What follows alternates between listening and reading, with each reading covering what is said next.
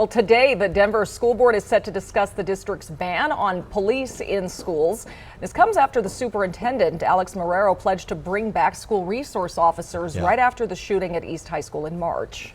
Denver 7's Jessica Crawford joins us in studio once again because despite the recent violence, there are strong opinions on both sides here. Yes, and people made their voices heard on Monday. DPS students and parents, they got to make public comments about the proposed safety plan. And while some were in favor of bringing officers back to campuses, others say that could just lead to kids being unnecessarily involved in the criminal justice system. Well, Superintendent Alex Marrero has proposed that for next school year and beyond, each school would be able to decide whether or not they would have a police officer on their specific campus. But Marrero's proposal would require that the school board reverse its ban.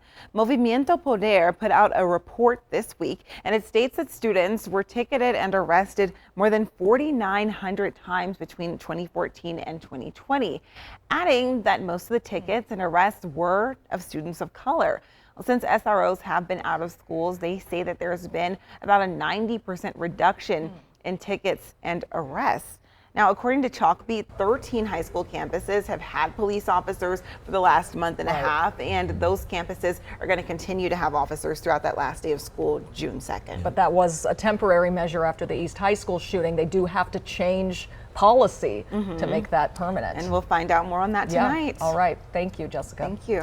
Of course, Denver Public School families also have till Sunday to comment on the first draft of the district's safety plan that Jessica mentioned was discussed Monday.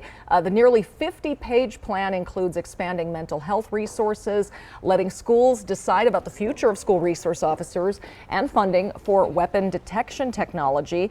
DPS plans to release a second draft of the plan a week from tomorrow, and then the district will have a final plan by late June.